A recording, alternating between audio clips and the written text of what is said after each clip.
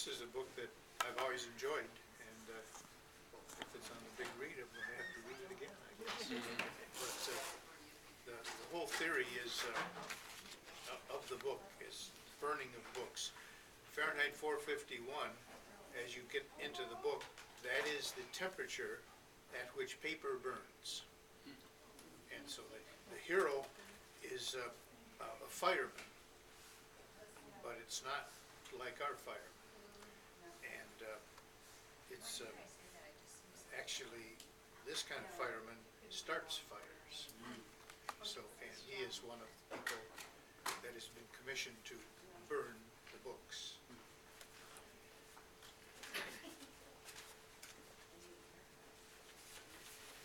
It was a pleasure to burn. It was a special pleasure to see things eaten, to see things blackened and changed. With the brass nozzle in his fists, with his great python spitting its venomous kerosene upon the world, the blood pounded in his head, and his hands were the hands of some amazing conductor, playing all the symphonies of blazing and burning to bring down the tatters and charcoal ruins in history. With his symbolic helmet, numbered 451, on his stolid head, and his eyes all orange flame with the thought of what came next, he flicked the igniter, and the house jumped up in a gorging fire that burned the evening sky red and yellow and black. He strode in like a swarm of fireflies. He wanted, above all, like the old joke, to shove a marshmallow on a stick in the furnace, while the flapping pigeon-wing books died on the porch and lawn of the house.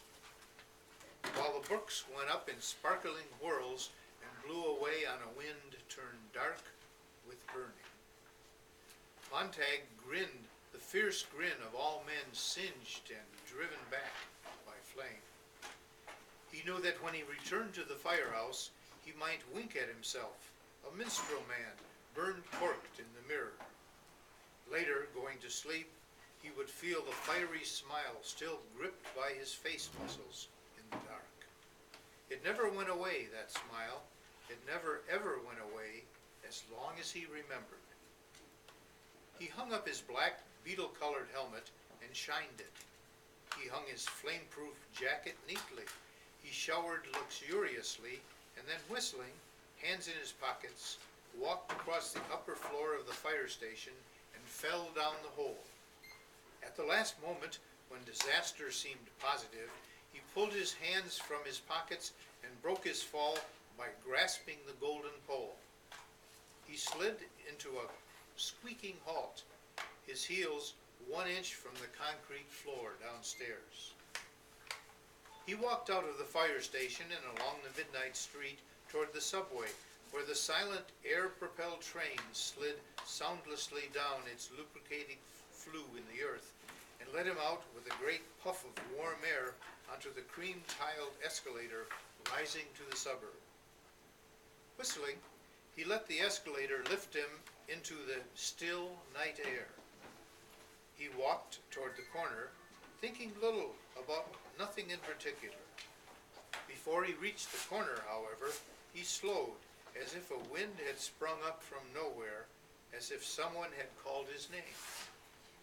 The last few nights, he had had the most uncertain feelings about the sidewalk just around the corner there, moving in the starlight toward his house. He had felt that a moment prior to making this turn, someone else had been there. The air seemed charged with a special calm, as if someone waited there, quietly, and only a moment before he came simply turned into a shadow and let him through. Perhaps his nose detected a faint perfume. Perhaps the skin on the back of his hands, on his face, felt the temperature rise at this one spot where a person standing might raise the immediate atmosphere 10 degrees for an instant. There was no understanding to it. Each time he made the turn, he saw only the white, unused, buckling sidewalk, with perhaps on one night something vanishing swiftly across a lawn before he could focus his eyes or speak. But now, tonight, he slowed almost to a stop. His inner mind, reaching out to turn the corner for him, had heard the faintest whisper. Breathing? Or was the atmosphere compressed merely by someone standing very quietly there, waiting? He turned the corner. The autumn leaves blew over the moonlit pavement in such a way as to make the girl who was moving there seem like fixed to a gliding walk, letting the motion of the wind and the leaves carry her forward. Her head was half bent to watch her shoes stir the circling leaves. Her face was slender and milk white, and in it was a kind of gentle hunger that touched over everything with endless curiosity. It was a look almost of pale surprise. The dark eyes were so fixed to the world that no move escaped them. Her dress was white and it whispered. He almost thought he heard the motion of her hands as she as she walked. And the infinitely small sound now, the white stir of her face turning when she discovered that she was a moment away from a man who stood in the middle of the pavement, waiting. The trees overhead made a great sound of letting down their dry rain. The girl stopped and looked as if she might pull back in surprise, but instead stood regarding Montague with eyes so dark and shining and alive that he felt he had said something quite wonderful. But he knew his mouth had only moved to say hello. And then she turned, hypnotized by the salamander on his arm and the phoenix disc on his chest. He spoke again. "Of course," he said, "you're our new neighbor, aren't you? And you must be," she raised her eyes from his professional symbols, "the fireman." Her voice trailed off. "How oddly you say that.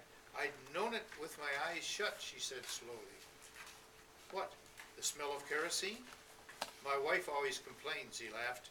"You never wash it off completely." "No, you don't," she said in awe. He felt she was walking in a circle around him, turning him end for end, shaking him quietly and emptying his pockets without once moving herself. "Kerosene," he said, because the silence had lengthened, "is nothing but perfume to me." "Does it seem like that, really?" "Of course. Why not?" She gave herself time to think of it. "I don't know." She turned to face the sidewalk, going back toward their homes. "Do you mind if I walk back with you? I'm Clarice McClellan." "Clarice? Guy Montague. Come along. What are you doing out so late wandering around? How old are you?" They walked in the warm, cool, glowing night on the silvered pavement, and there was the faintest breath of fresh apricots and strawberries in the air.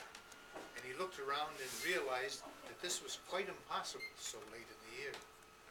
There was only the girl walking with him now, her face bright as snow in the moonlight, and he knew she was working his questions around, seeking the best answers she could possibly give.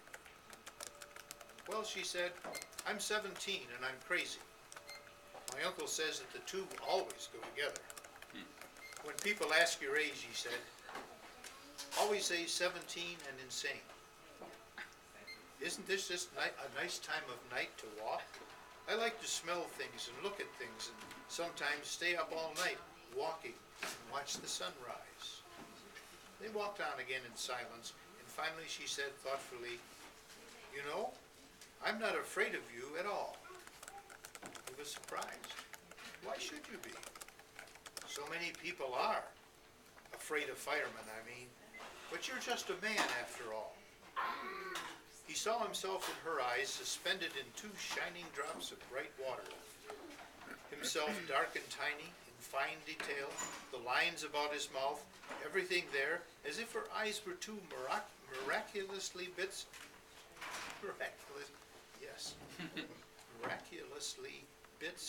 of velvet amber that might capture and hold him intact. Her face, turned to him now, was frail, fragile milk crystal with a soft and constant light in it. It was not the hysterical light of electricity, but of what?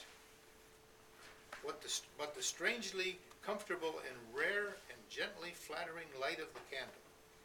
One time, as a child, in a power failure, his mother had found and lit a last candle, and there had been a brief hour of rediscovery, of such illumination that space lost its vast dimensions and drew comfortably around them. And they, mother and son, alone, transformed, hoping that the power might not come on again too soon. And then Clarice McClellan said, "Do you mind if I ask, how long have you worked at being a fireman?" "Since I was 20, 10 years ago." "Do you ever read any of the books that you burn?" He laughed. "That's against the law." "Oh, of course." "It's fine work. Monday, burn Millay. Wednesday, Whitman. Friday, Faulkner. Burn them all to ashes, and then burn the ashes. That's our official slogan." They walked still further, and the girl said, "Is it true that long ago firemen put fires out instead of going to start them?" "No. Houses have always been fireproof. Take my word for it." "Strange. I once heard a long time ago that houses used to burn by accident and they needed firemen to stop the flames." He laughed. She glanced quickly over. "Why are you laughing?" "I don't know." He started to laugh again and stopped. "Why?" "You laugh when I haven't been funny, and you answer right off. You never stop to think what I've asked you." He stopped walking. "You are an odd one," he said, looking at her. "Haven't you any respect?" "I don't mean to be insulting. It's just that I love to watch people too much, I guess." "Well, doesn't this mean anything to you?" He tapped the numerals 451 stitched on his char-colored sleeve. "Yes," she whispered. She increased her pace. "Have you ever watched the jet cars racing on the boulevards down that way?" "You are changing the subject." "I sometimes think drivers don't know what grass is or flowers because they never see them slowly," she said. "If you showed a driver a green blur, oh yes, he'd say, that's grass. A pink blur? That's a rose garden. White blurs are houses. Brown blurs are cows." My uncle drove slowly on a highway once. He drove 40 miles an hour, and they jailed him for 2 days. Isn't that funny? And sad, too. "You think of too many things," said Montaigne uneasily. "I rarely watch the parlor walls or go to races or fun parks, so I've got lots of time for crazy thoughts, I guess. Have you seen the 200-foot-long billboards in the country beyond town? Did you know that once billboards were only 20 feet long? But cars started rushing by so quickly they had to stretch the advertising out so they could last." "I didn't know that," Montaigne laughed abruptly. "But I know something else you don't. There's dew on the grass in the morning." He suddenly couldn't remember if he had known this or not, and it made him quite irritable. "And if you look," she nodded at the sky, "there's a man in the moon." He hadn't looked for a long time. They walked the rest of the way in silence, hers thoughtful, his a kind of clenching and uncomfortable silence in which he shot her accusing glances. When they reached her house, all its lights were blazing. "What's going on?" Montaigne had rarely seen that many house lights. "Oh, just my mother and father and uncle sitting around talking. It's like being a pedestrian, only rarer. My uncle was arrested another time, did I tell you, for being a pedestrian. Oh, we're most peculiar. But what do you talk about?" "Oh, what do you talk about?" She laughed at this. "Good night." She started up her walk, and then she seemed to remember something and came back to look at him with wonder and curiosity. "Are you happy?" she asked. "Am I what?" he cried. But she was gone, running in the moonlight, her front door shut gently. It's just, it goes on and on and on. Of course, it's in the future. Right. And it's Ray Bradbury, who of course is a science fiction writer. And it's just fascinating as you read it and go on with it. It's just burning all the books. That's why I thought it might be a good book to read today.